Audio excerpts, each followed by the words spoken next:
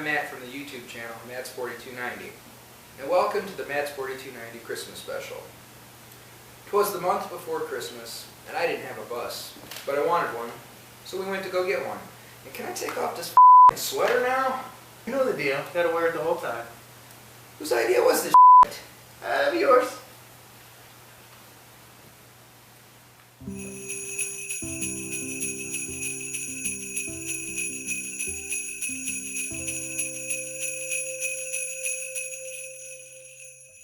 Alright, so I'm here with YouTube user FBCJ7 and my partner in crime. Anytime I go pick up a bus, he goes with. Well, so far 4 out of 5 times he's gone with me to pick up the buses. Well, anyway, I don't have any Christmas stories really good to tell you, so I'm going to tell you guys a story of when I bought my first bus. So, I'd actually been looking for a bus for a long time. We'd actually been to a couple auctions to get some, and remember there's that nice one in Auckland everyone went up to, and there were some really nice buses, but they went for a lot more money than I wanted to pay, and even then I've still never paid that much for a bus. But, you know, besides that, whatever. My uncle at one point had told me, go check out this website, which was actually website. Well, I probably should say I could edit that out, though. What? Uncle? Uncle John. Oh, yeah. He said go check out this website, so I got this, I went on there and I found a bus because around here in Michigan I wasn't finding one cheap enough. It was kind of a rude awakening because I thought they went cheap because they used to. It used to be you could spend $500 and get a bus because they couldn't give them away. And, well, they went for a lot more than that. So I found this one over in Wisconsin, and I got a hold of them, and we kind of struck up a preliminary deal, and we went to go look at it.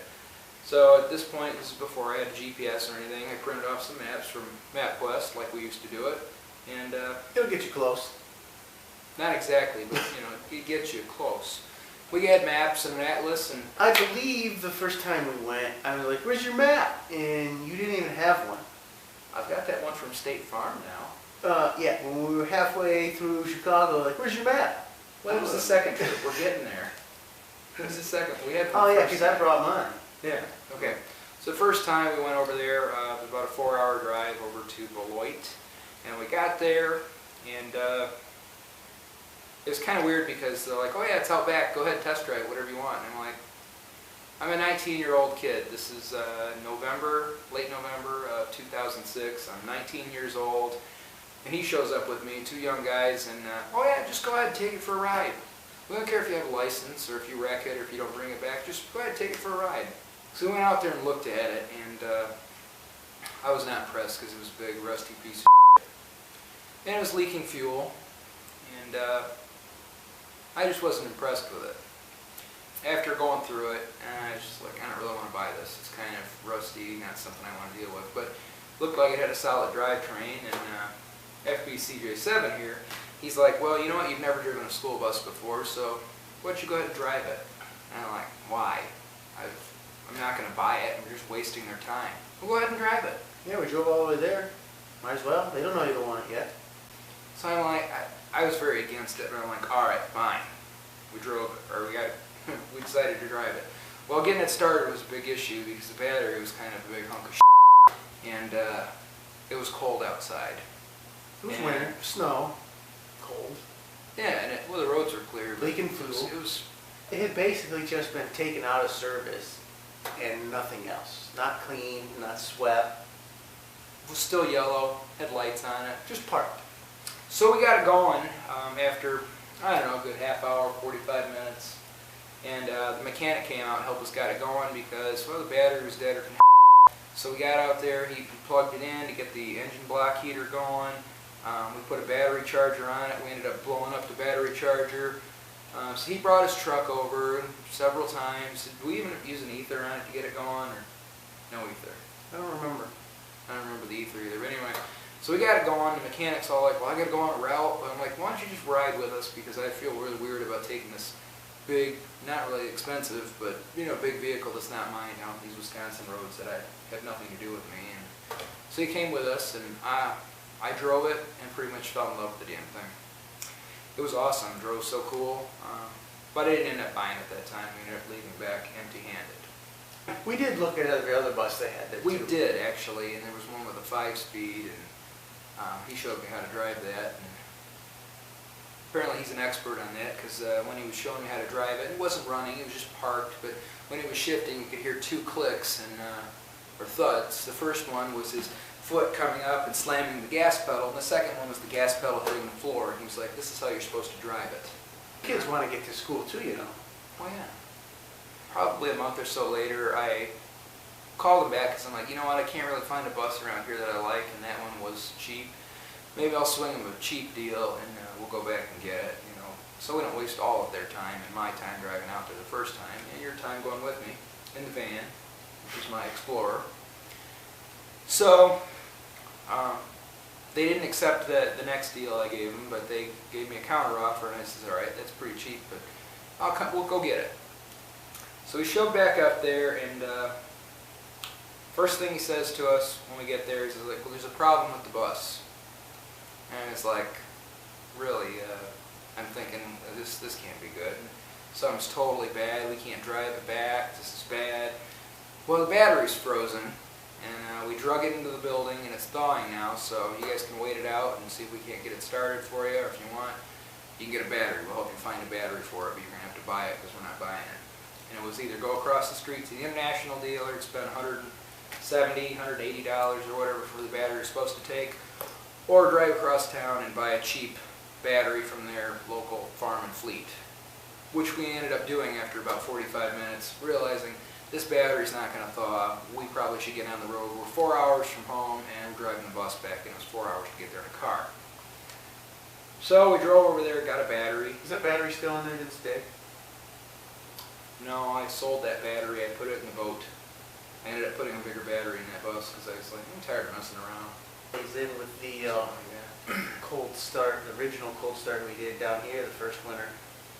Yeah, but it's got a stronger battery in it now. But, you know. So we drove across, and then we finally got it running, and I found out, well, not only does it leak fuel, but the fuel gauge doesn't work either, so this is going to make things real fun and interesting. But we got it fired up, and the other funny thing was when we got there, do you remember there's a little safety board on the wall when we got there? Yep, how many days accident free? It was like days accident free at this location, days accident free district wide, and not one of them was more than a week. 6. The one was 6, what was the other one? I don't know. Maybe a couple days or whatever, and it's like, you guys don't have a very good safety record going on here. And she's like, well, the one was an Indian District thing where it went across a bridge at the same time one of the buses did as a semi or a plow or something, and they clipped the mirrors off, nothing major, but it affects their safety record. And I was like, well, alright, whatever. As long as mine's not all busted up, but fine, we'll take it. You changed them anyway. I actually made a deal when I bought that with, I wanted some other things off of some of the other buses there that they were selling that were junk. One was the cross view mirrors that are on there because it did not originally have those. The visor above the windshield, it was missing that. And there was an extra fuel tank that was just laying out in the weeds there. And I was like, let's take that one too. I don't know if it'll work or not, but we'll figure it out. So we leave, we run over to the fuel station, and we get fueled up because I'm like, man, this thing's leaking fuel. I mean, it wasn't like big, but it was a drip, drip, drip. So I don't know what that was going to equate to. So put some fuel in it, and then when we leave Monroe, we'll go back to Beloit and we'll fill it I up remember from there. looking at a map while we were there. Oh yeah, that's right. The second time we went there, before we left, I didn't plan anything. I was like, all right, we're going to Wisconsin. We've done it once. Let's just do it again. We don't need maps. We actually had to pull in somewhere and look at an atlas to make sure we knew where we were going. I remember going through Beloit, we went past Budweiser. Oh yeah, Budweiser Right. Chevrolet. Yep. Budweiser over there in Beloit. And then there was that road we went past, which was like Balls Mill Road. Yep. So we're on our way back, and we're fueled up, and we realized, we forgot the fuel tank out in the yard. Or probably, I don't know, maybe 10 miles away, 8 miles. It wasn't very far. So he's following me in my Explorer, and I was like, well, let's just take one vehicle back. Just leave this here at this rest here, or whatever the hell it was. We'll just take a gas station, I believe. It might have been, maybe that's what it was. Pulled in there and went back and got the fuel tank. And I was like, just get in the bus, I'll drive. And he's right in the back, and I remember you saying something about, you know, this is pretty cool to be on a school bus and it has nothing to do with school. You can do whatever you want. If I want to swerve in the left lane, whatever, it's my bus. So we went back and we got the fuel tank and we threw it in the back of the bus and ripped up one of my seats. I remember, was that a tire iron that we found out of that junk van that was there too? It was a tire iron. I think I still had that tire iron, and the tank had a little loop or whatever, jammed it right in there. So now you got a handle to lift the tank up. So we opened up the back door, jammed this big tank into the back of the bus, which I found out later was a 100-gallon tank, and it was too big and wouldn't work. But we ended up ripping the back seat doing it, which I ended up gluing it up. It was pretty well tuned up now. Taken care of. It survived the times. And when we got back to Beloit, I ended up fueling it again, and I figured out, well, we've gone about, I don't know, 30, 45 miles, something like that, and then see how much fuel we used and get an idea of how much fuel this thing's going to use in that time period, so I know how much fuel to get back, because I have no gauge, and I don't know how much fuel this thing burns per mile or whatever. The sweater is still very hot, by the way. But it, yeah, rocking 1,000 degrees. It's warm. Fuego's a good fireplace. Copyright, trademark. On the way back, I think we decided to check our fuel situation again in, I don't know, someplace in Illinois. It wasn't far. It was before LaSalle. This was before we got to 80. Because we didn't go through Chicago with expired license plates and yellow school bus and all that good shit. We just... Traffic, probably going Tolls. 70 miles an hour. Yeah, I pretty much had it to the floor the whole time, and then that was when the temp gauge was off too, and it was like reading right there. The Very gauge hot. said 190, and then it went up to yellow and red, and it was right in between yellow and red the whole time. Later on, I ended up figuring out that was a gauge issue, and it wasn't the thermostat or anything, so it wasn't actually running hot. But We did change the thermostat. yeah, I remember doing that. well, that was later on. That was after we got home. We're not home yet. So we pull into this gas station, and I'm like, well, I need to see how much fuel is in here, because, well, we don't want to run out a diesel in the cold. And so I ended up climbing up a snowbank, or stuff that was all plowed up against this chain link fence. I don't know if there was barbed wire in the top or what, but I'm on top of the snow, reaching over the fence to break off a tree branch, so I'd have something to jam down to the tank and see. And some gas station in Illinois, climbed over the fence and jammed it down into the tank, and well, there's plenty of fuel in there, you know. And in fact, I still have the stick. That stick sits in between the seats on the driver's side, and it's kind of been with the bus ever since then. I won't get rid of it.